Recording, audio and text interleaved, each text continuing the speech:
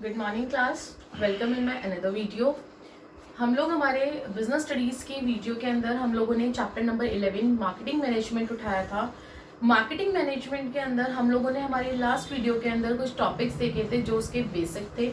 उन basic topics के अंदर हम लोगों ने क्या क्या देखा था? इंट्रोडक्शन एंड मीनिंग देखा था मार्केटिंग मैनेजमेंट का। हमने मार्केटिंग देखा था, मार्केटिंग क्या होता है। फिर हमने देखा कि क्या क्या चीज़ें मार्केटेड होती हैं। फिर मार्केटिंग मैनेजमेंट की फिलिप कॉटलर की, स्पेशली फिलिप कॉटलर की डेफिनेशन को देखा था कि क्या फिलिप कॉटलर ने कहा है।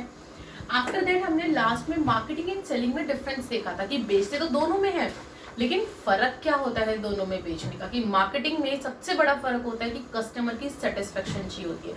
जब तक आपका कस्टमर सेटिस्फाइड नहीं है आपके प्रोडक्ट से, वो दोबारा आपके पास डिमांड करने नहीं आएगा, और नहीं आएगा तो आप प्रॉफिट अर्न नहीं कर सकते। क्योंकि आज के टाइम में मार्केट के अंदर कंपटीशन इतना ज्यादा है किसी एक प्रोडक्ट को लेके कि कस्टमर आपके पास आना ही छोड़ देगा, वो आपके कॉम्पिटिटर के पास चला जाएगा। अब हम लोग इस वीडियो के अंदर हमारा आगे का नेक्स्ट टॉपिक देखते हैं, जो कि आपका है मार्केटिंग मैनेजमेंट फिलॉसफीज यानी कि कौन कौन से कंसेप्ट्स होते हैं मार्केटिंग के, जो कि मार्केटिंग के अंदर दिए जाते हैं। मतलब कंसेप्ट्स, डिफरेंट टाइप की फिलॉसफीज हैं, डिफरेंट टाइप के कंसेप्ट्स हैं जो आप लोगों को पता होने चाहिए कि किस किस तरीके की मार्केटिंग होती है। देखिए क्लास, इसके अंदर आपके 5 कंसेप्ट्स होते हैं, 5 फिलॉसफीज होती हैं। कौन कौन सी होती हैं? सबसे पहली होती है प्रोडक्शन कंसेप्ट। कौन सी होती है? Production concept. दूसरी होती है प्रोडक्ट कंसेप्ट। तीसरी होती है सेलिंग कंसेप्ट।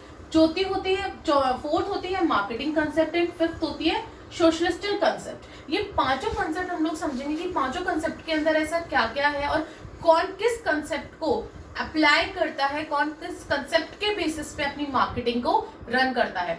वैसे एक बात कहूँ, ये चैप्टर बहुत इंटरेस्टिंग है बिजनेस के पॉइंट ऑफ व्यू से।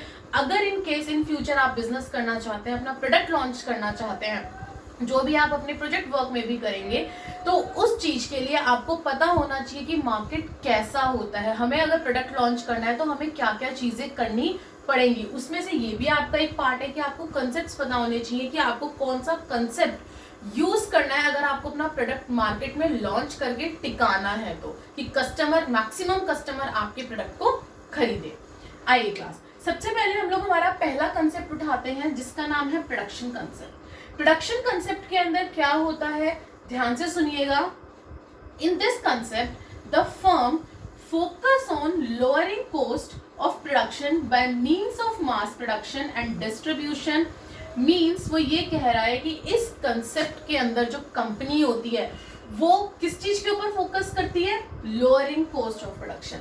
आप लोगों ने देखा होगा, आप लोग वीकली मार्केट में जाते होंगे, 10 रुपए की चीज, एक चीज वही वहां पे 10 रुपए की मिल रही होती है, और अगर आप किसी बड़ी शॉप पे चले जाएं वहां पे वही चीज 30 रुपए की मिल रही होती है, 20 रुपए का फर्क होता है। तो जो वीकली मार्केट में आपको सामान मिल रहा है वो कंपनीज लोअरिंग कॉस्ट के ऊपर अपना फोकस करती हैं, यानी कि वो प्रोडक्शन कंसेप्ट एक्सेप्ट कर रही हैं, प्रोडक्शन कंसेप्ट से अपना सामान बेच रही हैं कस्टमर के पास। क्यों? क्योंकि उन्हें ये चाहिए कि हमारा सामान बिके, और कम रेट पे रखेंगे तो ज्यादा बिकेगा। उनकी मेंटालिटी ये होती है, उन फर्म्स की मेंटालिटी। देखिए, in this concept the firm focus on lowering cost. Lowering cost पे फोकस रहता है ऑफ प्रोडक्शन बाय मींस, जितना भी उनके पास मास ऑफ प्रोडक्शन और डिस्ट्रीब्यूशन है, वो लोग ये कोशिश करते हैं कि हम कम से कम रेट वाला सामान बना के दे सके। ये लोग क्वालिटी को कोई मैटर नहीं करती इन लोगों के यहाँ पे कि क्वालिटी कैसी होनी चाहिए, बस रेट कम होना चाहिए। ठीक है। कंपनीज बिलीव दैट, कंपनी ये सोचती है इस कंसेप्ट के अंदर, it is easy to sell product, कि हमारे लिए बहुत आसान हो जाएगा प्रोडक्ट को बेचना जब हमारा प्रोडक्ट जो है वो इनएक्सपेंसिव होगा, यानी कि ज्यादा महंगा नहीं होगा, एंड इजीली अवेलेबल, हर कोई उसे इजीली अवेलेबल कर सकता है, यानी कि हर किसी को ये इजीली मिल सकता है। उस टाइम पे आपका प्रोडक्ट बहुत ज्यादा बिकेगा। ये कंपनी की मेंटालिटी हो जाती है प्रोडक्शन कंसेप्ट के अंदर। ओके। अब उसका एक ड्रॉबैक भी है। क्या ड्रॉबैक है? Customer don't always buy these type of products. ये तो कंपनी को भी पता है कि हमारे इंडिया के अंदर हर टाइप का कस्टमर है, हर टाइप का कंज्यूमर है। ना ही कोई बहुत ज्यादा हाई क्लास है और ना ही कोई बहुत ज्यादा लोअर क्लास है और ना ही कोई मिडिल, मतलब तीनों ही टाइप के आपको कस्टमर्स और कंज्यूमर्स इंडिया के अंदर मिलते हैं। तो कंपनी पहले वो पूरा रिसर्च करती है कि किस, जहां पे जो टारगेट मार्केट मुझे लेना है उस मार्केट के अंदर किस टाइप के लोग हैं, मिडिल क्लास है, लोअर मिडिल क्लास है या हाई क्लास है, फिर उस हिसाब से वो अपने कंसेप्ट को चूज करती है। लास्ट क्लास में मैंने आपको मार्केटिंग मैनेजमेंट की एक्टिविटीज बताई थी कि 3 एक्टिविटीज होती हैं। अपने टारगेट करता है वो मार्केट को। अब जब मार्केट को टारगेट करेगा उसके बाद ही तो कंज्यूमर्स और कस्टमर्स को इंक्रीज करेगा वो। यही था second point, that to increase the customers in the target market. तो वो कंसेप्ट के बेसिस पे करता है कि मुझे वहां के कस्टमर को देख के चलना है कि वहां का कस्टमर कैसा है, किस टाइप का कंसेप्ट मैं यूज करूं। तो अगर वहां पे बहुत लोअर मिडिल क्लास है तो वो यही सोचेगा कि उनको जल्दी से जल्दी सामान मिल जाए और उनको सस्ते रेट पर चाहिए, क्योंकि लोअर मिडिल क्लास के पास इतना पैसा नहीं होता। तो वो प्रोडक्शन कंसेप्ट को यूज करेगा ताकि उसके कस्टमर्स जो है वो बढ़ जाए। समझ में आया? और इसका मेन फोकस क्या होता है? Large scale production to decrease the cost. अच्छा आप खुद बताइए क्लास, जब हम लोग किसी भी चीज का प्रोडक्शन करते हैं तो हम लोग क्या करते हैं? अगर हमने लाइट मशीन ऑन करी, फोटोकॉपी का एग्जांपल लेती हूँ, फोटोकॉपी करी हम लोग फोटोकॉपी करवाते हैं, एक पेज की करवाते हैं 2 रुपए की पड़ती है, लेकिन वहीं पे अगर हम लोग ज्यादा पेजेस की करवाते हैं तो कम रेट पे क्यों पड़ती है? वो आपका ये लाइन उसका एग्जाम्पल है कि लार्ज स्केल पे अगर आप प्रोडक्शन करवाएंगे, लार्ज स्केल पे अगर आप फोटोकॉपी करवाते हैं तो आपको डिक्रीज पड़ती है, कॉस्ट कम पड़ती है। क्यों? क्योंकि मशीन जो है वो उतनी ही देर के लिए एक पेज के लिए चल रही है और उतनी ही देर के लिए वो ज्यादा पेज के लिए चल रही है। तो उसी तरीके से हमारा प्रोडक्ट होता है। जब हम प्रोडक्शन करते हैं क्लास, तो जब हमारी मशीन्स को लार्ज स्केल पे रन करते हैं तो उस टाइम पे अगर हम मैक्सिमम से मैक्सिमम प्रोडक्शन करेंगे तो हमारी कॉस्ट कम पड़ेगी, और अगर हम कम प्रोडक्शन करेंगे तो हमारी कॉस्ट ज्यादा पड़ेगी। So this is your production concept. I hope आपको ये बहुत अच्छे से क्लियर हो गया होगा। नेक्स्ट देखिए, हम लोग नेक्स्ट कंसेप्ट पे आते हैं, हमारा प्रोडक्ट कंसेप्ट। प्रोडक्ट कंसेप्ट क्या होता है? आप ध्यान से सुनिएगा। इन दिस कंसेप्ट, इस कंसेप्ट के अंदर firms making product of high quality.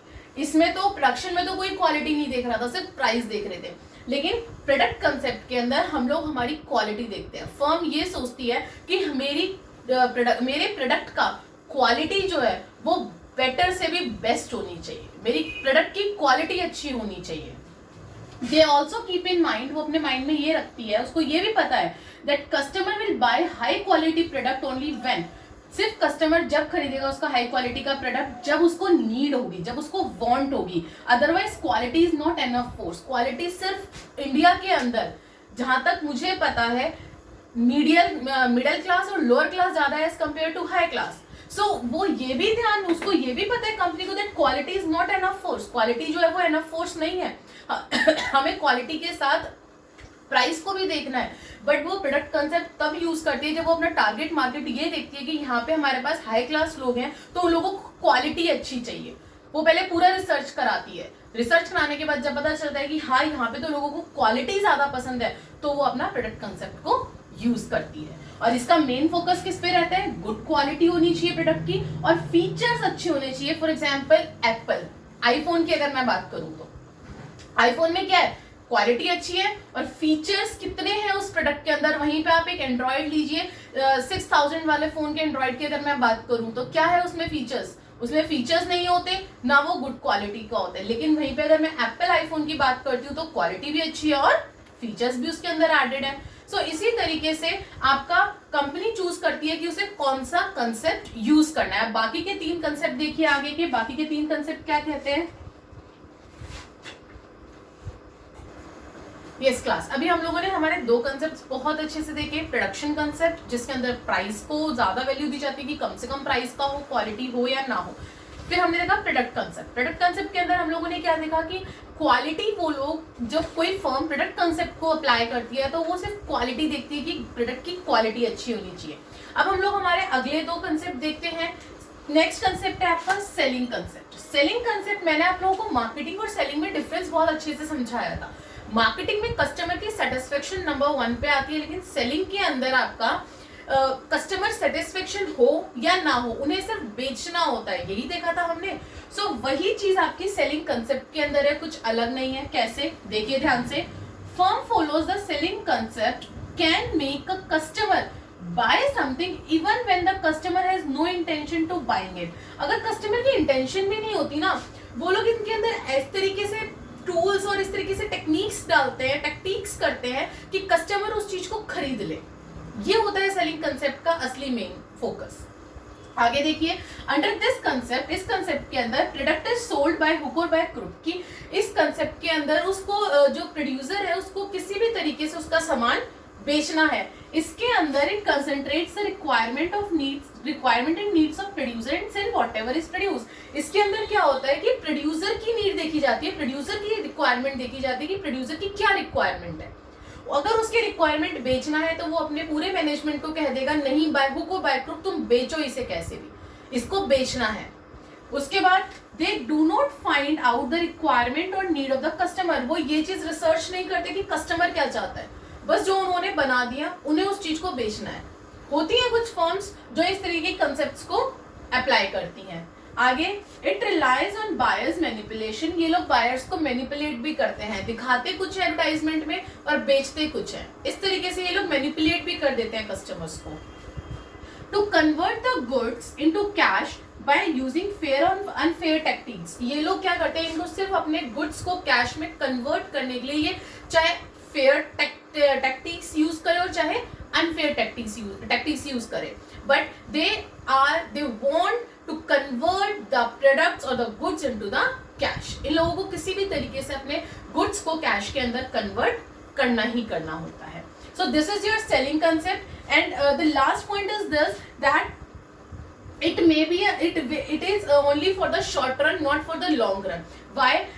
ये क्यों ऐसा होता है कि लॉन्ग रन के लिए नहीं चल पाता? जब एक बार कस्टमर को इनकी सच्चाई पता चल गई इस फर्म की कि हाँ भाई ये तो हम लोगों को खराब प्रोडक्ट बेच रहा है, तो सिर्फ प्रोडक्ट को बेचने के लिए, गुड्स को बेचने के लिए सब कुछ कर रहा है, इसको हमारी नीड्स की, हमारी वांट्स की कोई वो नहीं है कि हम लोग क्या चाहते हैं, कस्टमर क्या चाहता है, तो कस्टमर उससे सामान खरीदना छोड़ देगा। और जब कस्टमर सामान खरीदना छोड़ देगा तो वो टिक ही नहीं सकता मार्केट के अंदर वो फर्म, और जब वो फर्म नहीं टिक सकती तो वो लॉन्ग रन के लिए सक्सीड कर ही नहीं सकती, तो वो शॉर्ट टर्म के लिए सक्सीड करती है।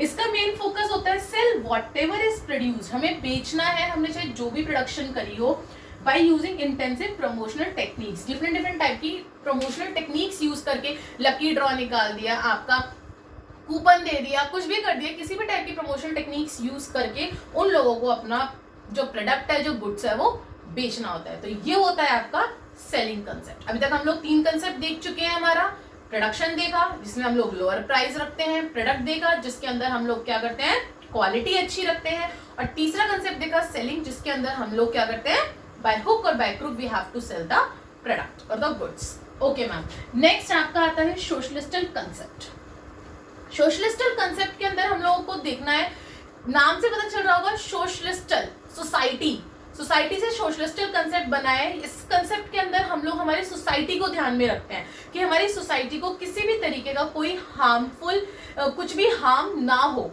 किसी भी तरीके की कोई भी हार्म हमारी सोसाइटी को ना पहुंचे। कैसे? Under this customer satisfaction is supplemented by social welfare. Customer satisfaction को तो देखा ही जाता है, साथ के साथ में हम लोग सोसाइटी का भी वेलफेयर देखते हैं कि सोसाइटी को कैसे वेलफेयर हम लोग कर सकते हैं। सिर्फ कस्टमर की सेटिस्फेक्शन नहीं, इसमें हम लोग सोसाइटी को भी इंक्लूड करते हैं। सोसाइटी उसका सप्लीमेंट्री बन जाता है कस्टमर सेटिस्फेक्शन का। Some products bring harmful effects on environment, so these should not be supplied. कुछ चीजें होती हैं, कुछ प्रोडक्ट होती हैं जो हमारी कंट्री के लिए, हमारे एनवायरनमेंट के लिए हार्मफुल होती हैं, तो उनको सप्लाई नहीं किया जाता। It pays attention to the social, ethical and ecological aspects also. For example, इसमें मैं आपको एग्जाम्पल देती हूँ, ड्रग्स है। हम लोग यही बात कर रहे थे कि इसका जो आपका एग्जाम्पल है वो ड्रग्स का मैं दे रही थी आप लोगों को कि अब ड्रग्स है, कस्टमर को चाहिए कि ड्रग्स चाहिए। हम कुछ होते हैं ऐसे जो ड्रग्स के बहुत ज्यादा एडिक्टेड होते हैं, उनको ड्रग्स चाहिए, तो क्या कंपनी ड्रग्स को सप्लाई करना स्टार्ट कर देगी? नहीं, उसे अपना सोसाइटी को भी देखना है। वो सोसाइटी को नुकसान नहीं पहुंचा सकती कि कस्टमर के सेटिस्फेक्शन के लिए वो सोसाइटी को नुकसान पहुंचा दे, तो वो नहीं करेगी। दूसरा एग्जाम्पल मैं इसका रिसेंट का आपको देना चाहती हूँ। आप लोगों ने अगर सुना हो कि हमारे व्हीकल्स के अंदर BS4 इंजन चलते थे।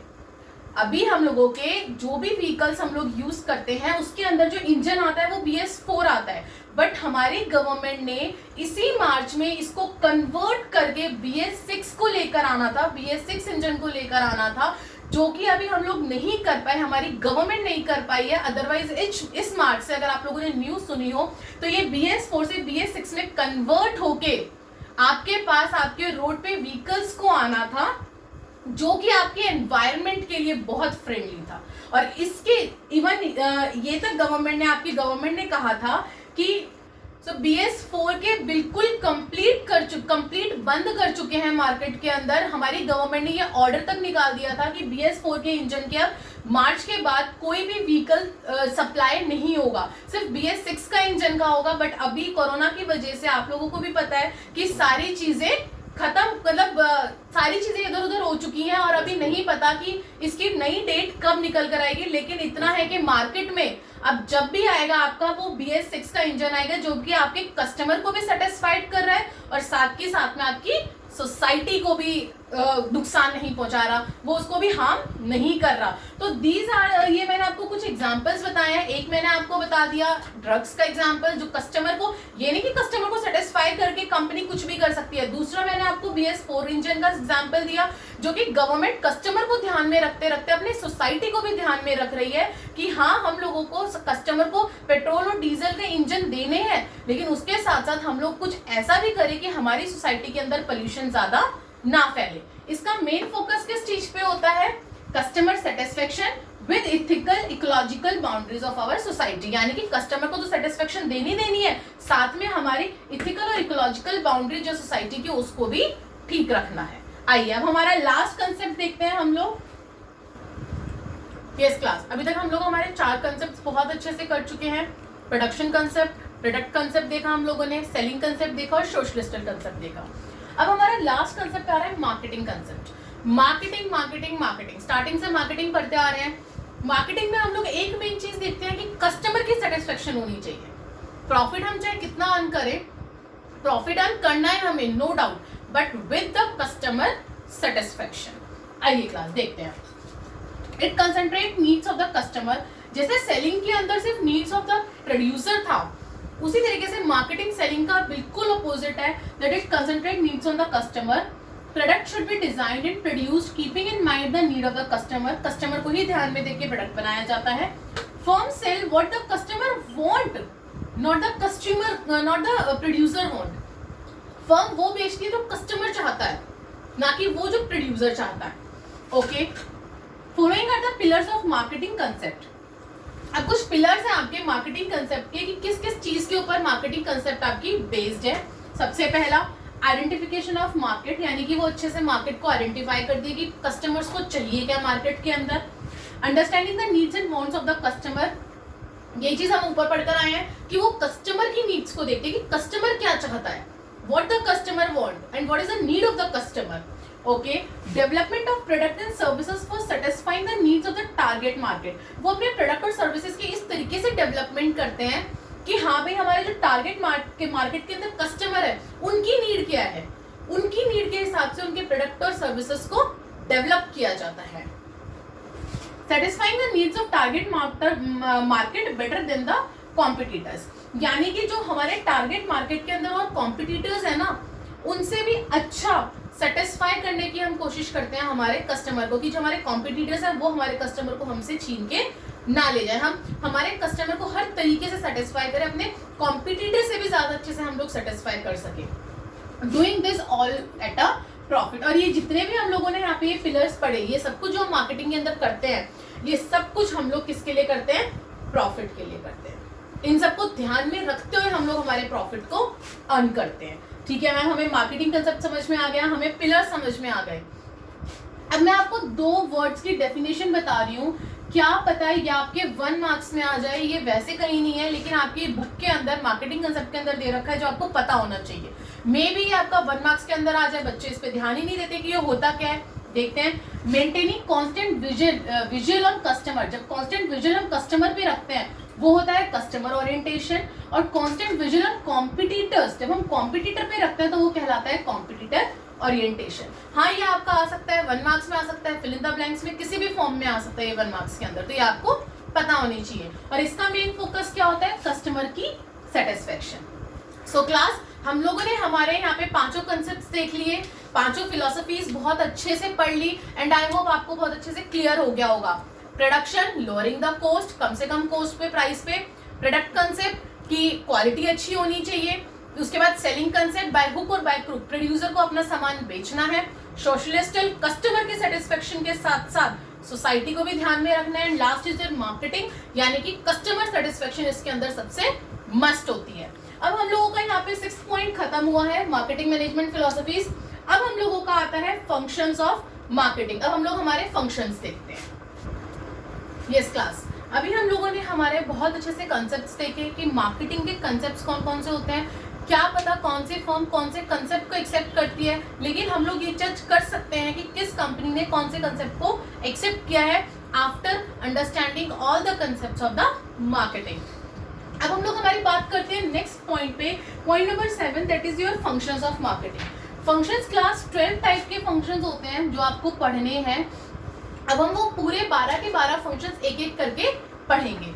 सबसे पहले gathering and analysing market information. सबसे पहले फर्म क्या करेगी, अगर आपको अपना प्रोडक्ट लॉन्च करना है, आप क्या करोगे, मार्केट में जाकर रिसर्च करोगे ना कि क्या कस्टमर्स की नीड है, क्या कस्टमर की वांट्स है। वही हम लोग इसमें करेंगे, गैदरिंग एंड एनालाइज करेंगे पूरे मार्केट की इंफॉर्मेशन को। कैसे, स्वेट एनालिसिस से। आपकी एक वर्ड आता है स्वेट एनालिसिस, इससे ये बहुत इंपॉर्टेंट है, इससे रिलेटेड क्वेश्चन भी आपका मैक्सिमम टाइम पूछा गया है। स्वेट का मतलब क्या होता है, strength, weakness, opportunity and threat. क्या होता है, strength, weakness, opportunity and threat. वो हम इस लाइंस के थ्रू देखेंगे। क्या, देखिए, while gathering information from market, जब हम लोग मार्केट में गैदर करते हैं information, the marketer focus on the opportunity. Marketer किस चीज के ऊपर फोकस करता है कि क्या अपॉर्चुनिटी मुझे मार्केट के अंदर मिल सकती है, क्या थ्रेट्स है मार्केट के अंदर जिससे मुझे नुकसान होगा इन market, and uses their strength. और उस चीज को ध्यान में रखते हुए वो अपनी स्ट्रेंथ को यूज करते हुए कैप्चर करता है और ग्रैब करता है उन अपॉर्चुनिटीज को, जो अपॉर्चुनिटीज उसने मार्केट के अंदर देखी है, और उसके बाद वो अपनी पॉलिसीज और प्लान्स को प्रिपेयर करता है अपनी वीकनेस और अपने थ्रेट से ओवरकम होने के लिए। इन शॉर्ट मैं कहूँ कि एक मार्केटर स्टार्टिंग में मार्केट में जाता है, वहां देखता है कि उसकी अपॉर्चुनिटीज क्या है, उसकी थ्रेट्स क्या है, और बाद में जब वो सब कुछ गैदर कर लेता है, सारी इंफॉर्मेशन गैदर कर लेता है, उसके बाद वो ये देखता है कि किस तरीके से मैं अपने स्ट्रेंथ से, जो मेरे पास मेरी स्ट्रेंथ है, मैं अपने स्ट्रेंथ से मार्केट के अंदर मार्केट को कैप्चर कर सकता हूँ, ग्रैब कर सकता हूँ, और अपनी क्या कहते हैं, अपनी अपॉर्चुनिटीज को ग्रैब कर सकता हूँ। और ग्रैब करने के बाद कौन कौन सी पॉलिसीज और प्लान बनाऊं कि मैं अपने सारे थ्रेट्स को और वीकनेस को खत्म कर दूं, अपनी पॉलिसीज और प्लान्स बना के। समझ में आया? दोबारा एक और बार बता देती हूँ। वाइल गैदरिंग इंफॉर्मेशन, जब हम लोग इंफॉर्मेशन गैदर करते हैं मार्केट से, तो मार्केटर ये देखता है, वो फोकस करता है कि उसकी अपॉर्चुनिटी और थ्रेट्स क्या है मार्केट के अंदर, और अपने स्ट्रेंथ को यूज करते हुए, and uses their strength to capture and grab the, वो कैप्चर करता है, ग्रैब करता है किसको, अपनी अपॉर्चुनिटीज को, और उसके हिसाब से, अपनी अपॉर्चुनिटीज के हिसाब से वो अपने पॉलिसीज और प्लान्स बनाता है टू ओवरकम देयर, अपने वीकनेस और क्या कहते हैं, थ्रेट से ओवरकम होने के लिए। समझ में आई बात? तो ये होता है आपका gathering and analysis market information, यानी कि मार्केट की पूरी रिसर्च करना स्वेट एनालिसिस के थ्रू। समझ में आया? This is your first function. Second function की हम बात करें, अच्छा इसमें एक लाइन हो रहा है कि फॉर एग्जांपल कंपनीज कैसे रिसर्च करती हैं, इंटरनेट साइट्स के थ्रू करती हैं, एसएमएस फैसिलिटीज के थ्रू करती हैं, उससे कलेक्ट करती है इंफॉर्मेशन। इस तरीके से आपकी कंपनीज क्या करती हैं, इंफॉर्मेशन कलेक्ट करती है, रिसर्च करती है। पहला काम तो हम उसने कर लिया कंपनी ने अपना। अब दूसरा काम कंपनी करेगी मार्केट के अंदर प्लान, मतलब मार्केट के अंदर घुसने की, मार्केट की प्लानिंग की। कैसे? Make plan to increase production, किस तरीके से वो मार्केट के अंदर अपनी प्रोडक्शन को इंक्रीज कर सकती है। प्लान टू इंक्रीज सेल, कैसे वो अपना सेल, अब यहाँ पे उसने देखी कि क्या क्या अपॉर्चुनिटीज थी, क्या थ्रेट्स थी, मेरी स्ट्रेंथ कितनी है, मेरी वीकनेस किस तरीके से खत्म होगी। उसके बाद वो अपनी इंक्रीज करने की सोचेगी। जब उसे सब कुछ पता चल जाएगा, अब वो क्या करेगी, मार्केट फर्म क्या करेगी, अपनी प्रोडक्शन को इंक्रीज करेगी, सेल को इंक्रीज करेगी, plan to increase promotional tools, अपने प्रमोशनल टूल्स को। तो मार्केट प्लानिंग के अंदर वो इन सारी चीजों की प्लानिंग करती है। थर्ड हमारा फंक्शन है product designing and development. Plus product designing, आपको नाम से पता चल रहा होगा कि हमें अपने प्रोडक्ट को बहुत अच्छे से डिजाइन करना है कि कस्टमर्स उसकी तरफ अट्रैक्ट हो, हमारे प्रोडक्ट की तरफ अट्रैक्ट हो और उसको खरीदे। सो देखिए, व्हाट प्रोडक्ट और services has to be offered must be planned. जो प्रोडक्ट हम लोग हमारे कस्टमर को ऑफर करते हैं, देते हैं, it should be a plan, मतलब वो एक प्लान के साथ तैयार किया जाता है उस प्रोडक्ट को। कैसे? प्लानिंग के अंदर क्या क्या आता है, decisions like what should be quality standard, हमारे प्रोडक्ट का क्वालिटी स्टैंडर्ड क्या होगा, उसका शेप क्या होगा, उसका डिजाइन क्या होगा, उसकी टाइप ऑफ पैकेजिंग कौन सी होगी। Type of packaging different type की होते हैं, वो हम लोग अभी आगे पढ़ेंगे कितने टाइप की पैकेजिंग होती है। तो ये सारी चीजें प्रोडक्ट डिजाइनिंग एंड डेवलपमेंट के अंदर आपकी फर्म डिसाइड करना पड़ता है, आपको आपकी फर्म को कि हमारा प्रोडक्ट कैसा डिजाइन हमें करना है, उसकी कैसे डेवलपमेंट करनी है। 3 फंक्शंस अच्छे से हो गए। पहले मार्केट में हम लोगों ने इन्फॉर्मेशन गैदर कर ली, उसके बाद हमने प्लानिंग कर ली मार्केट की, और उसके बाद हमने क्या कर लिया, प्रोडक्ट को डिजाइन और डेवलप कर लिया। अब बारी आती है स्टैंडर्डाइजेशन एंड ग्रेडिंग की। अब आप अपने प्रोडक्ट को क्वालिटी स्टैंडर्ड भी तो दोगे, ग्रेड भी तो दोगे उसे। वो क्या होता है देखिए, standardisation means maintaining quality standard to achieve uniformity in product. यानी कि आप अपने प्रोडक्ट को एक क्वालिटी एक स्टैंडर्ड दोगे कि हाँ भाई इतना स्टैंडर्ड है, वो कहते हैं ना देखो वो स्टैंडर्ड का है, वो ये है। उसी तरीके से प्रोडक्ट्स होते हैं कि आपकी कितनी अच्छी क्वालिटी है आपके प्रोडक्ट की, क्या स्टैंडर्ड है आपके प्रोडक्ट का। तो it means maintaining quality standard to achieve uniformity in the product. It provides quality assurance. Standardisation से आपकी प्रोडक्ट को क्वालिटी को एश्योरेंस भी मिलती है क्लास। नेक्स्ट है grading. Grading means classifying the product some basis on some basis, यानी कि बेसिस के ऊपर उनको अलग क्लासिफाई कर दिया जाता है। कैसे बेसिस ऑफ क्लासिफिकेशन कैसे करा जाता है, साइज के उस पे, क्वालिटी के, मतलब अलग अलग बता दिया जाता है ये इस साइज का है, इस क्वालिटी का है, मतलब इस तरीके से उनको अलग अलग क्लासिफाई कर दिया जाता है। उसे ग्रेडिंग कहा जाता है जब हम अलग अलग क्लासिफाई कर दे तो अपने प्रोडक्ट को। Grading is necessary when companies are not following strictly the technique of standardisation. Grading हम लोग बेसिकली तब कंपनीज स्ट्रिक्टली कर देती है जब आपकी कंपनी जो है वो आपके स्टैंडर्डाइजेशन को, टेक्निक ऑफ स्टैंडर्डाइजेशन को मेंटेन करके नहीं रखती है।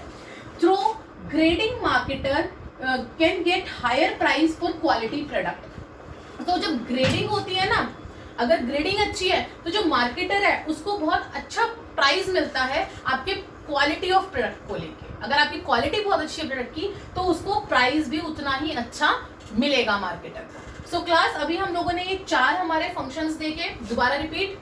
मार्केट में रिसर्च करना, मार्केट में प्लान करना, उसके बाद प्रोडक्ट को डिजाइन और डेवलपमेंट करना, और लास्ट में हमने देखा हमारे प्रोडक्ट को एक स्टैंडर्ड और ग्रेड देना। अब हम आगे के फंक्शंस देखते हैं। यस क्लास, अभी हम लोगों ने हमारे फंक्शंस देखे थे 4 कि मार्केटिंग के क्या फंक्शंस होते हैं। अब हम लोग हमारे आगे के फंक्शंस देखते हैं। जैसे कि मैंने बताया कि टोटल आपके 12 फंक्शंस है, अभी तो हमने 4 फंक्शंस ही देखे हैं। अब हम लोग आगे के फंक्शंस देखते हैं। पैकेजिंग एंड लेबलिंग, नाम सुना सुना सा लग रहा होगा। What is packaging and labelling? Packaging क्या होता है, जो हमारे पास प्रोडक्ट जब हम लोग खरीदते हैं तो उसका पैकेट होता है ना, रैपर होता है ना, वो पैकेजिंग। और लेबलिंग क्या होती है, जो उसके ऊपर हमें manufacturing, date of expiry, price, वो सारी चीजें गिवन होती हैं। तो वही चीज यहाँ पे आपको समझाई जा रही है कि अब फर्म क्या करेगी। फर्म ने रिसर्च कर ली, प्लान कर लिया, उसने स्टैंडर्डाइजेशन देख ली, अब उसकी बारी क्या आ रही है, अब जब उसने क्वालिटी देख लिया, ग्रेड देख लिया, सब कुछ कर लिया, अब वो क्या करेगा, अब अपने प्रोडक्ट को पैकेज, अब उसकी पैकेजिंग देखेगा कि कैसी होनी चाहिए। ये मार्केटिंग का फंक्शन है। कैसे देखिए, packaging refers to design of packets. Packaging के अंदर क्या होता है, अपने पैकेट्स को डिजाइन करना, wrapper, cartons etcetera which are use to pack the product. ये सारी चीजें यूज करी जाती हैं, पैकेट्स, रैपर्स और cartons, to wrap the product, to package the product. Attractive packaging induces, ध्यान से सुनना इस वाले लाइन को class. Attractive packaging induces the customer to buy the product, that is why it is also called silent salesman. Packaging का दूसरा नाम silent salesman भी है। क्यों? क्योंकि अगर पैकेजिंग आपकी अट्रैक्टिव होती है तो कुछ कस्टमर्स ऐसे होते हैं कि वो अट्रैक्टिव पैकेजिंग को देखकर भी प्रोडक्ट को खरीद लेते हैं, चाहे उन्हें क्वालिटी का पता हो चाहे ना पता हो। पैकेजिंग अच्छी है तो वो लोग प्रोडक्ट को खरीद लेते हैं, तो इसलिए इसको क्या कहा जाता है, इसका दूसरा नाम क्या है, silent salesman. Labelling refers to informative part of packaging. जैसे मैंने अभी बताया आपको, लेबलिंग क्या होता है, जिसके अंदर आपको डेट ऑफ मैन्युफैक्चरिंग, वो जो लेबल होता है जिसके ऊपर प्रिंटेड लेबल, जो इसके ऊपर आपको सब कुछ गिवन होता है, आपका प्राइस कितना है, एमआरपी क्या है, आपका डेट ऑफ मैन्युफैक्चरिंग, एक्सपायरिंग, और भी बहुत सारी डिटेलिंग होती है। वो क्या होता है, आपका इंफॉर्मेटिव पार्ट होता है पैकेजिंग के ऊपर, वो लेबलिंग होता है। समझ में आ गया पैकेजिंग एंड लेबलिंग? आगे आते हैं, नेक्स्ट है ब्रांडिंग। ब्रांड, बहुत सारे बच्चे होंगे जो ब्रांड वाली चीजें खरीदते होंगे, भाई हमें तो एडिडास के शूज खरीदे, है, ब्रांड वाली चीजें खरीदी तो वही ब्रांड यहाँ पे है। अब आप अगर प्रोडक्ट लॉन्च कर रहे हो तो कुछ ब्रांड नेम भी तो दोगे अपने प्रोडक्ट को, या बिना ब्रांड नेम के ऐसे ही बेचना स्टार्ट कर दोगे अपने प्रोडक्ट को? नहीं ना। तो देखते हैं ब्रांडिंग क्या होता है। It means gives a special name. आप अपने प्रोडक्ट को कुछ स्पेशल नेम देते हो to the product. Companies may decide to sell the product in companies name. ये कंपनी डिसाइड करती है कि कंपनी को जो अपना प्रोडक्ट का नाम रखना है वो अपने कंपनी के नाम पे रखेगी या फिर उसको एक अलग से कोई ब्रांड नेम देगी।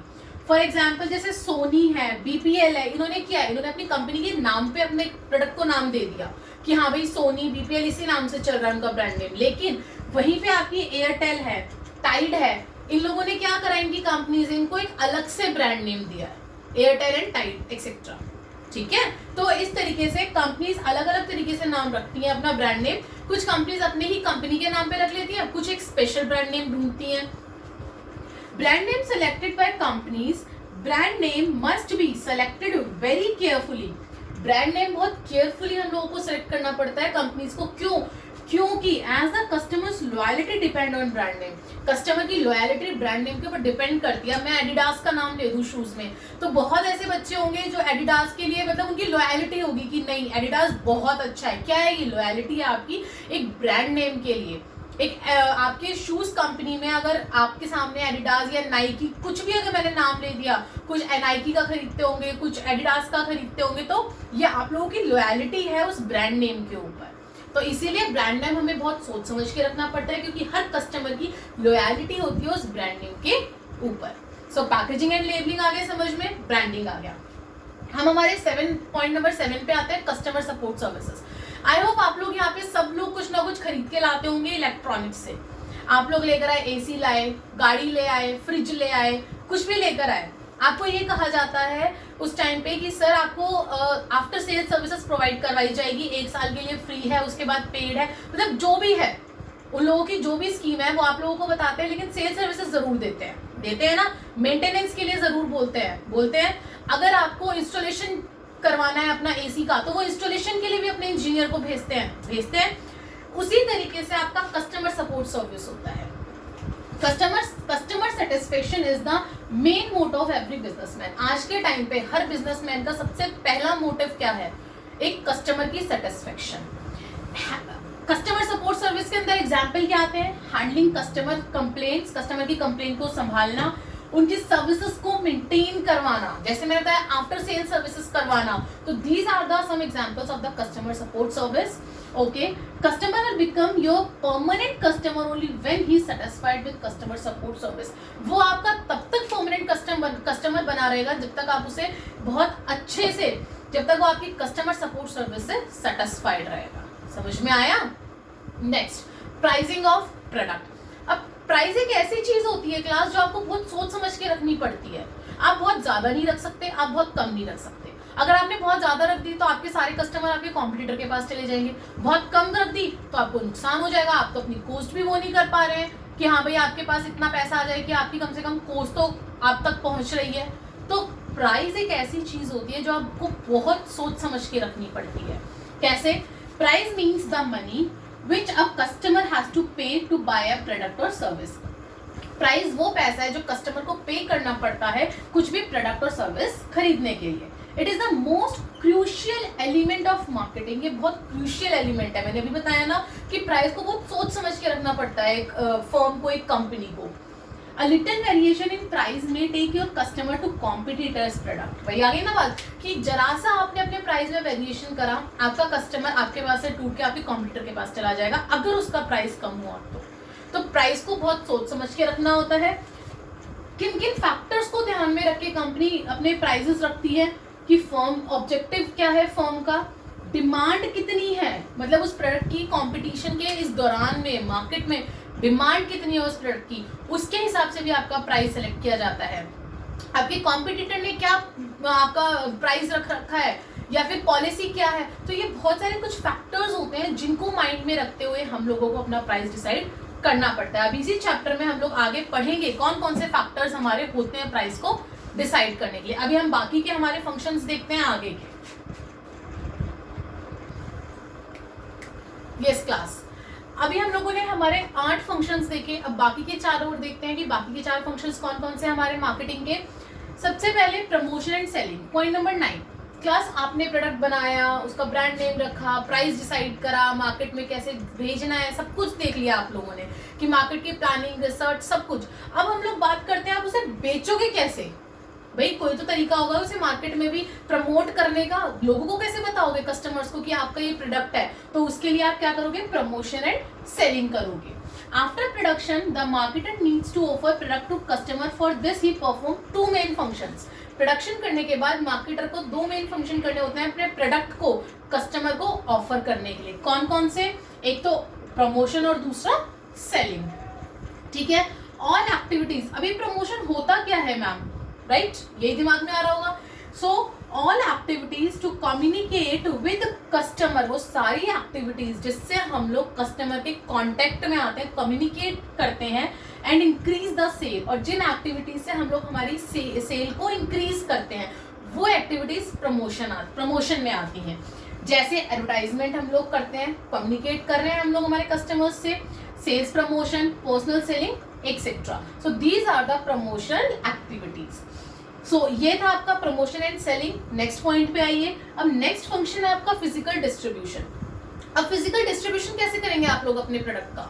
सो इट इंक्लूड्स डिसीजंस, इसके अंदर किस टाइप के डिसीजन होते हैं, like choice of channel of distribution to distribute the goods and services. इसके अंदर बस आपका एक मेन यही होता है कि किस तरीके से आप अपने प्रोडक्ट को डिस्ट्रीब्यूट करोगे, गुड्स एंड सर्विसेज को टुवर्ड्स द कंज्यूमर्स। ये हम लोग इसी चैप्टर में, अभी आगे एलिमेंट्स आएंगे ये सारे मोस्टली फंक्शंस के, वो हम अभी इसी चैप्टर में आगे आने वाली वीडियोस में इन फंक्शंस को और अच्छे से बिल्कुल डिटेलिंग में पढ़ने वाले हैं। आगे आइए, ट्रांसपोर्टेशन। ट्रांसपोर्टेशन सबको पता है, मोड ऑफ ट्रांसपोर्टेशन होते हैं आपके। अब किस टाइप का मोड ऑफ ट्रांसपोर्टेशन आप यूज करोगे अपने प्रोडक्ट को एक कंट्री के एक कॉर्नर से दूसरे कॉर्नर तक पहुंचाने में। अब ये थोड़ी है जहां आपकी फैक्ट्री है, जहां पे आपके प्रोडक्ट का प्रोडक्शन हो रहा है, वहीं पे कंज्यूमर है, वहीं पे आपके कंज्यूम हो रहे हैं, नहीं ना, हमेशा कंज्यूमर दूर होते हैं ना फैक्ट्री से। तो कौन सा मोड ऑफ ट्रांसपोर्ट आप यूज करोगे उस प्रोडक्ट को, सर्विसेज को, उस गुड्स को पहुंचाने में कंज्यूमर तक। To cover gap between production and consumption, marketer makes use of various mode of transport so that goods can be transferred corner of the country, ताकि हम लोग हमारे गुड्स और सर्विसेज को एक कॉर्नर से दूसरे कॉर्नर तक कंट्री के पहुंचा सके। Select the marketer always select the best and most suitable mode of transport, जो उसके लिए बेस्ट और most suitable mode of transport होता है वो उसको यूज करता है। The last function of the marketing is your storage and warehousing. Class सब कुछ कर लिया आपने, सारी चीजें बना भी लिया, बेच भी लिया, प्रमोट भी कर लिया, पहुंचा भी दिया कंज्यूमर तक, लेकिन कुछ आप एक्स्ट्रा भी तो बनाते होगे। ये तो है नहीं कि मार्केट में आपको एग्जैक्ट आपको डिटेलिंग पता है कि आपके 100 कंज्यूमर तो आप 100 प्रोडक्ट बनाइए और भेज दीजिए, ऐसा तो नहीं होता ना। कुछ आप एक्स्ट्रा भी बना के रखते हैं अपने प्रोडक्ट्स को, तो उनको हम लोग स्टोर करते हैं कहाँ पे, अपने वेयर हाउस में। तो आपका लास्ट फंक्शन यही है, storage and warehousing. To keep goods safe, अपने उन एक्स्ट्रा बनाए हुए गुड्स को सेफ रखने के लिए, किससे, मॉइस्चर से, इंसेक्ट से, रोडेंट से या थेफ्ट से, इन लोगों से बचाने के लिए हम लोग क्या करते हैं, marketer maintain their own warehouses, वो लोग अपने खुद के वेयर हाउसेज बनाते हैं to store the product so it will safe and fresh till they are demanded in the market. जब तक वो मार्केट में उनकी डिमांड है वो तब तक उस वेयर हाउस के अंदर सेफ भी है और फ्रेश भी है। सो क्लास, आज की क्लास में, आज के इस वीडियो में हम लोगों ने हमारे 2 टॉपिक्स उठाए। कौन कौन से 2 टॉपिक्स उठाए, marketing management philosophies, concepts, 5 concept हमने बहुत अच्छे से पढ़े। एक बार और बता देती हूँ, पहला प्रोडक्शन पढ़ा जिसके अंदर कॉस्ट जो है वो कम होनी चाहिए, प्रोडक्ट पढ़ा जिसके अंदर क्वालिटी अच्छी होनी चाहिए, सेलिंग पढ़ा बाय हुक और बाय क्रुक, प्रोड्यूसर बेचेगा अपना सामान, सोशलिस्टल पढ़ा, सोसाइटी को भी ध्यान में रखते हुए एक प्रोड्यूसर को अपना प्रोडक्ट बनाना चाहिए और कस्टमर की सेटिस्फेक्शन के साथ। और लास्ट हमने देखा था हमारा मार्केटिंग के अंदर क्या था कि कस्टमर की सेटिस्फेक्शन सबसे पहले आती थी। उसके बाद हम लोगों ने हमारा नेक्स्ट टॉपिक देखा आज की वीडियो में, that is the functions of marketing, जो कि 12 फंक्शंस थे और बहुत बहुत बहुत इंपॉर्टेंट टॉपिक है ये आप लोगों के लिए इस चैप्टर में। दोबारा रिपीट करवा देती हूँ, 12 के 12 ध्यान से देखिएगा और लिख लीजिएगा इन चीजों को जो मैं यहाँ पे लिखवा रही हूँ, बहुत इंपॉर्टेंट चीजें हैं सारी। सबसे पहले हमने मार्केट रिसर्च पढ़ा, मार्केट में हम लोगों ने रिसर्च करी पूरी, गैदरिंग करी, एनालाइजिंग करी बाय स्वैट एनालिसिस। किससे करी? स्वैट एनालिसिस से। फिर हमने मार्केट की प्लानिंग करी, प्लान पूरा देखा किस तरीके से हम अपनी इंक्रीज कर सकते हैं सेल्स को। फिर हमने प्रोडक्ट को देखा किस तरीके से डिजाइन कर सकते हैं या हम लोग डेवलप कर सकते हैं। फिर उसका हमने स्टैंडर्ड और ग्रेड देखा कि हम लोग किस स्टैंडर्ड का हमें हमारा प्रोडक्ट को बनाना है, क्या ग्रेड देना है हमें उसे। उसके बाद हमने उसकी पैकेजिंग एंड लेबलिंग देखी कि जितना अच्छा पैकेजिंग होगी कस्टमर उतना अट्रैक्टिव होगा आपके प्रोडक्ट के थ्रू। उसका ब्रांड नेम अच्छा से अच्छा होना चाहिए क्योंकि कस्टमर की लॉयलिटी आपके ब्रांड नेम के ऊपर डिपेंड करती है। उसके बाद कस्टमर सपोर्ट सर्विस, अगर आप सपोर्ट सर्विसेज अच्छी देंगे कस्टमर को तो कस्टमर हमेशा आपके पास बाइंड रहेगा, बंधा रहेगा, अदरवाइज वो आपके कॉम्पिटिटर के पास जा सकता है। प्राइसिंग ऑफ प्रोडक्ट देखा हमने, प्रोडक्ट का प्राइस हमें इस तरीके से डिसाइड करना है कि हमें हमारी कॉस्ट भी रिकवर हो जाए और साथ में हमारा कस्टमर दूसरे कॉम्पिटिटर के पास ना जाए। उसके बाद हमने देखा प्रमोशन एंड सेलिंग, किस तरीके से हम कम्युनिकेट करें, किन किन एक्टिविटीज से हम लोग हमारे कम्युनिकेट करें कस्टमर से। उसके बाद फिजिकल डिस्ट्रीब्यूशन देखा, फिजिकल डिस्ट्रीब्यूशन आप कैसे कर सकते हैं, कौन से चैनल से फिजिकल डिस्ट्रीब्यूशन, एजेंट की जरूरत है नहीं है, या हम लोग डायरेक्ट होलसेलर को दे दे वो आगे पहुंचा दे, या बीच में रिटेलर, ये सारे हम लोग चैनल्स देखते हैं इसके अंदर फिजिकल डिस्ट्रीब्यूशन के अंदर। फिर हमने देखा ट्रांसपोर्टेशन, ट्रांसपोर्टेशन कौन सा मोड एक मैनेजर के लिए, एक मार्केटर के लिए सुटेबल है, कौन सा बेस्ट है, वो हमने मोड देखा। और लास्ट में हमने देखा हमारा स्टोरेज एंड वेयर हाउसिंग, कि हम लोग किस तरीके से हमारे प्रोडक्ट को सेफ और फ्रेश रख सकते हैं। सो क्लास, आज की इस वीडियो में हमने ये दो टॉपिक बहुत अच्छे से पढ़े और दोनों टॉपिक आपके एग्जाम के हिसाब से, आपके एक्सटर्नल के हिसाब से, आपके प्रोजेक्ट के हिसाब से बहुत इंपॉर्टेंट है। आई होप आपने बहुत अच्छे से समझा होगा, सारी चीजों को नोट डाउन करा होगा ताकि आपको बाद में ये चीज पढ़ने में प्रॉब्लम ना हो। और अगर ना समझ में आए so please right in the comment box और सब्सक्राइब करना मत भूलना, बार बार बोलती हूँ ताकि आपको मेरी आगे वाली वीडियोस इजीली मिल सके। Thank you.